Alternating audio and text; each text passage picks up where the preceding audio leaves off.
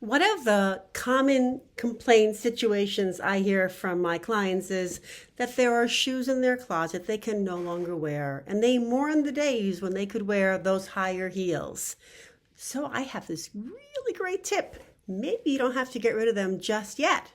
I have a pair of these Stuart Weitzman booties that I paid a really good price on because I got them on sale. And they fit me great. They are very, very comfortable, but their heel was 4 inches. I just said, I can't do this anymore.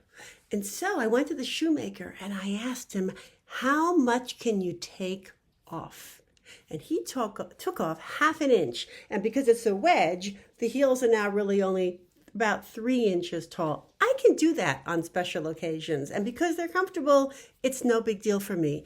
So you can have shoes in your closet that are too high for you to deal with now, and you shouldn't deal with them anymore.